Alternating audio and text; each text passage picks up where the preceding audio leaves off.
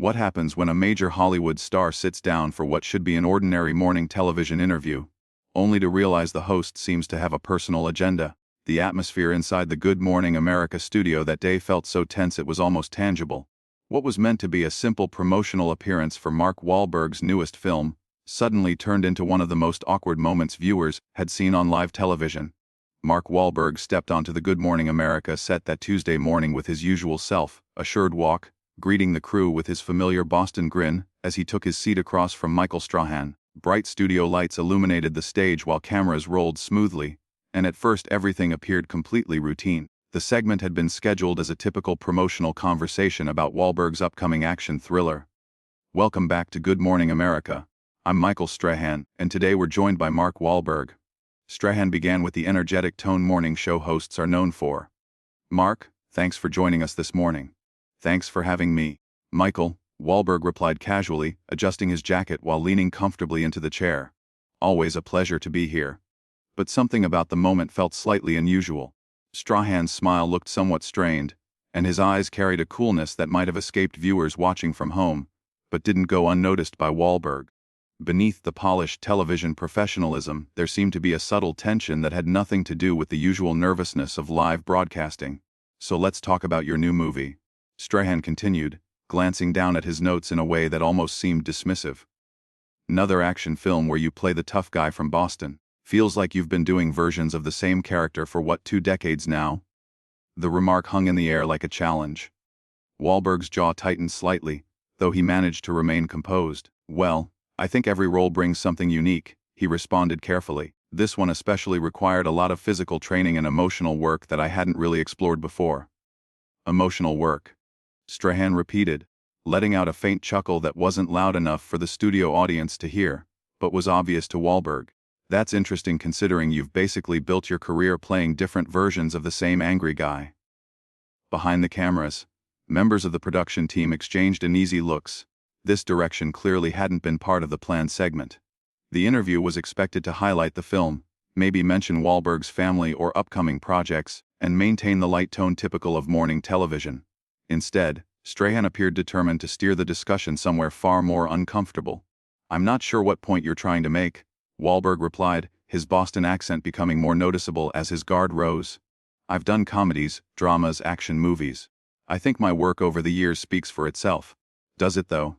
Strahan leaned slightly forward, maintaining the polished morning show grin even as his words sharpened. Let's be honest with the audience. When people see Mark Wahlberg in a movie, they pretty much know what they're getting. The same tough guy glare, the same routine, the same limited range. The cameras caught the precise moment Wahlberg's expression shifted from mild confusion to clear irritation. His hands, which had been resting casually on the chair's armrests, now gripped them a little tighter. You know what, Michael? I came here to talk about the movie and connect with viewers, Wahlberg said, his voice calm but edged with frustration. If this was supposed to turn into a roast session, probably would have been nice to know beforehand. I'm just asking the questions viewers might be thinking, Strahan answered smoothly while glancing back at his notes. And speaking of that, let's talk about your past. You've spoken openly about your troubled youth, the legal problems, and the time you spent in jail. Do you ever think that part of your history might affect the kinds of roles you're offered? The question landed like a hammer.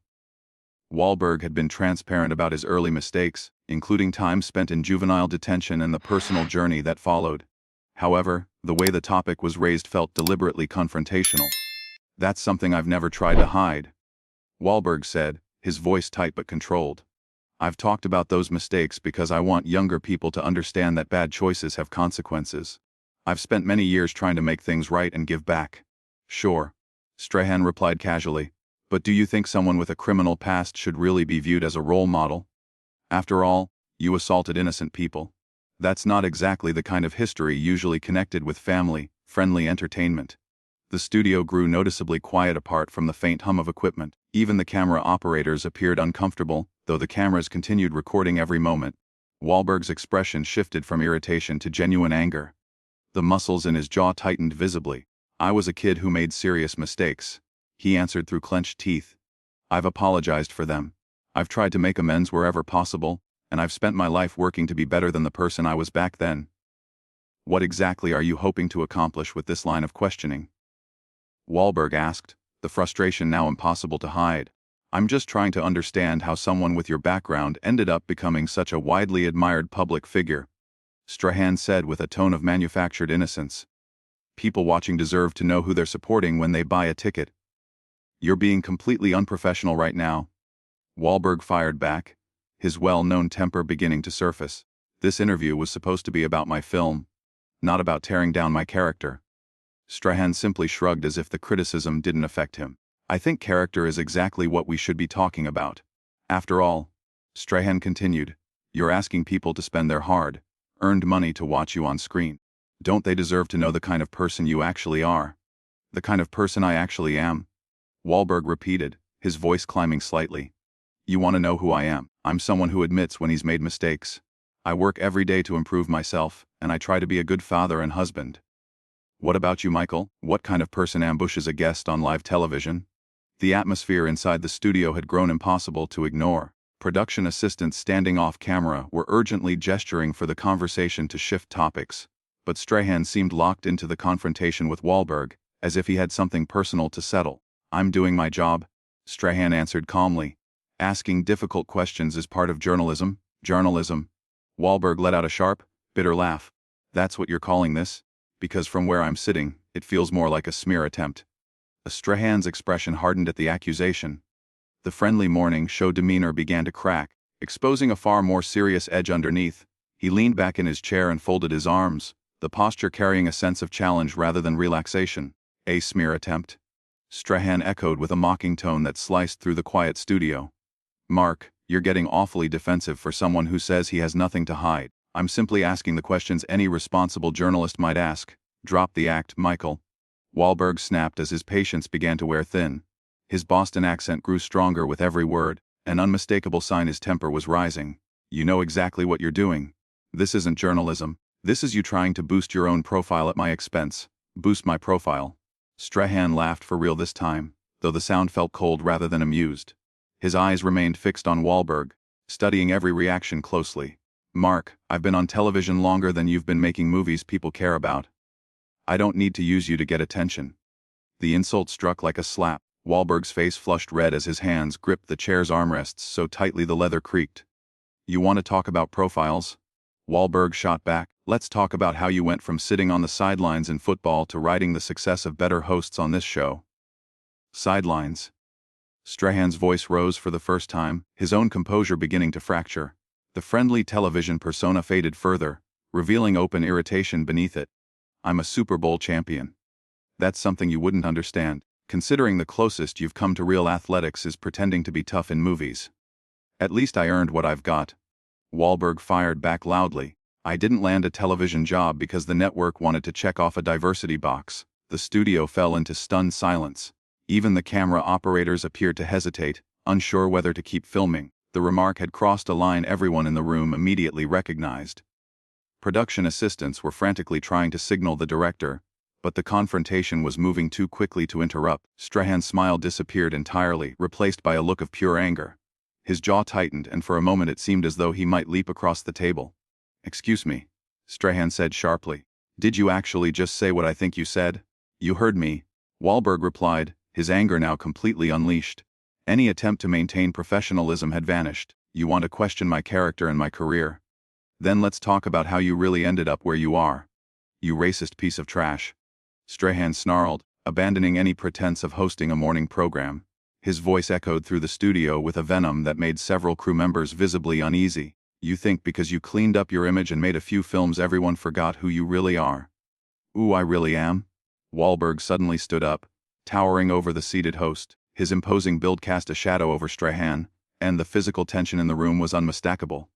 I'm someone who actually worked for what I have, Wahlberg said forcefully. I'm someone who took responsibility for my mistakes instead of playing the victim my whole career. Playing the victim.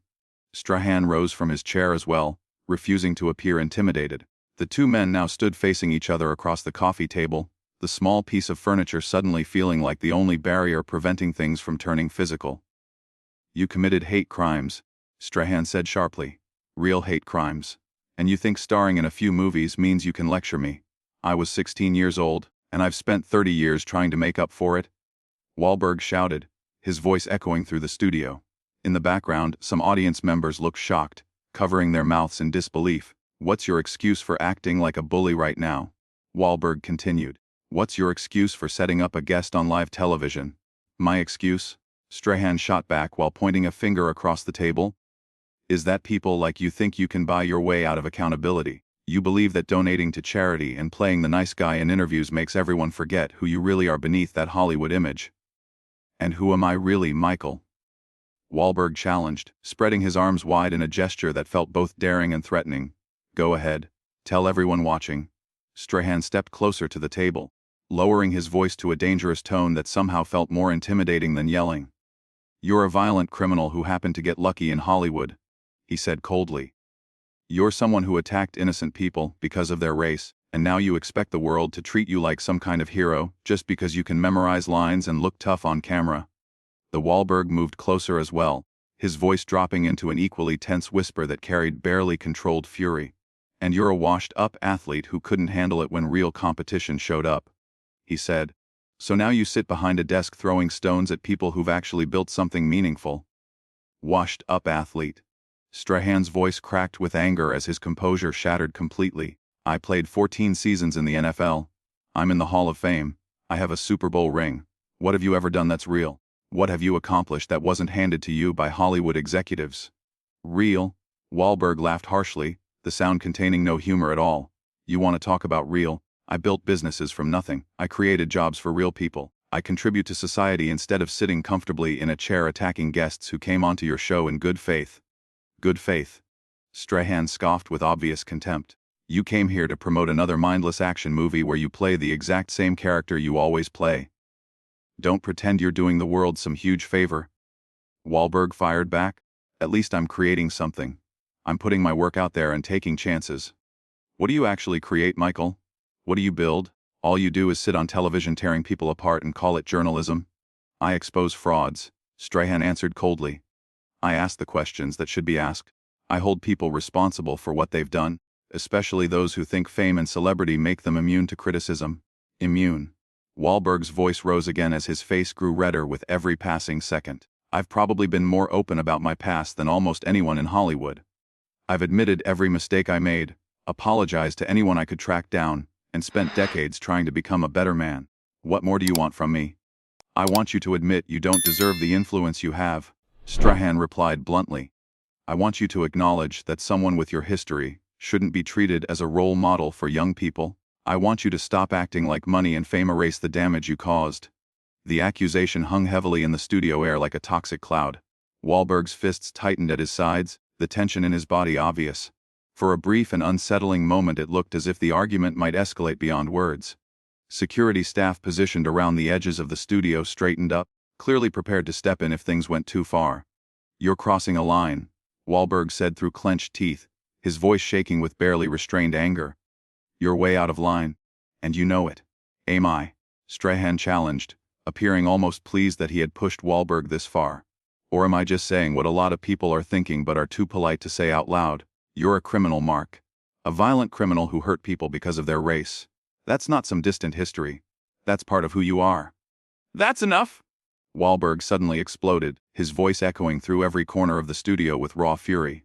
The outburst was so loud and abrupt that several crew members visibly flinched. Cameras captured every detail of the anger written across his face. You want to keep pushing this? Wahlberg continued, his voice still thunderous. You want to keep attacking me personally? Fine. Let's talk about you for a minute. Strahan's eyes narrowed, though he kept his aggressive stance. Go ahead, Mark, he said sarcastically. Let's hear what the convicted felon has to say about me. You really want to go there? Wahlberg asked, his voice dropping into a low, dangerous growl. You want to dig into people's lives and throw their worst moments in their faces? Because I can play that game too, Michael. I'm not the one with a criminal record. Strahan replied smugly, clearly believing he still held the upper hand. No, Wahlberg answered quickly, but you are the one who abandoned your teammates. The words landed like gunfire. You're the guy who walked away when things got tough. You want to talk about character? Let's talk about how you bailed on the Giants when they needed you most.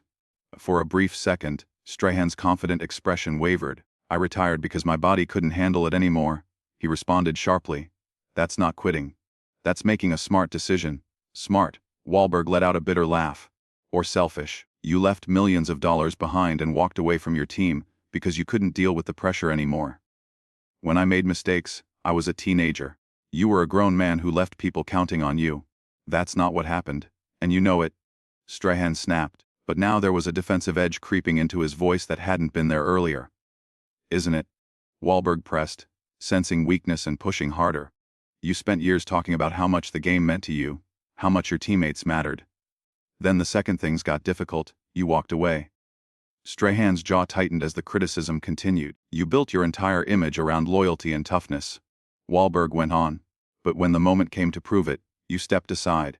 And now you sit here judging other people's lives like you've never made a selfish decision in your own. That's not even close to the truth. Strahan shot back angrily. I gave 14 years of my life to that league. I destroyed my body playing that game. And then you left. Wahlberg replied sharply. You left when people were still counting on you. Strahan slammed his hand lightly against the table, frustration breaking through his earlier composure. You have no idea what you're talking about, he said through clenched teeth. You weren't there. You didn't feel the injuries. You didn't go through the grind. And you weren't there for my life either. Wahlberg countered immediately. Yet you're perfectly comfortable standing here telling the world who I am. The two men stood locked in a tense standoff, glaring at each other across the small coffee table that now felt like the only barrier preventing things from escalating further. You think you know my story because of a few headlines from decades ago, Wahlberg continued, his voice still heavy with anger. You think that gives you the right to define my entire life. And you think apologizing once or twice wipes everything clean. Strahan replied with equal intensity. I've spent 30 years trying to make things right. Wahlberg shot back. What have you done besides sit here judging people who walk onto your set? Strahan shook his head, clearly furious but trying to maintain control. I hold people accountable, he said. No. Wahlberg answered immediately. You humiliate them for ratings. The tension between them thickened again as both men stood rigidly, neither willing to back down. You built your reputation pretending to be some kind of moral referee. Wahlberg continued. But all you really do is sit behind a desk and take shots at people who came here in good faith. And you came here expecting a free commercial for your movie? Strahan replied sharply. You didn't expect anyone to remind viewers who you really are. I expected a professional conversation, Wahlberg said firmly. Instead, the interview had turned into a bitter confrontation, with both men standing face to face, each convinced the other had crossed a line that could not easily be taken back. You walked away, Wahlberg said sharply. And now you sit comfortably in a studio job throwing stones at people who actually stayed when things got difficult. I gave everything to that team for 14 years. Strahan protested, his voice rising with real anger. Did you though? Wahlberg challenged, stepping even closer to the small table separating them. Because from my perspective, it looks like you gave everything only until it stopped being convenient. At least when I messed up, I dealt with the consequences. You just stepped away and expected everyone to applaud you for it. You don't know what you're talking about. Strahan snapped back, though the certainty that had filled his voice earlier in the interview had noticeably faded. Oh, I know exactly what I'm talking about. Wahlberg continued without letting up. You've spent your entire television career trying to prove you're more than just a former athlete. You go after guests like me because you're still trying to convince people you're a real journalist instead of just another guy reading lines off a teleprompter. At least I didn't have to buy my way into respect. Strahan shot back, attempting to regain some control of the exchange. Buy my way. Wahlberg repeated, his voice cracking with disbelief. I earned everything I've got. I started with nothing, made some terrible decisions, paid the price for them, and worked my way up through sheer effort. You walked straight from football fame into a television studio. We're not the same.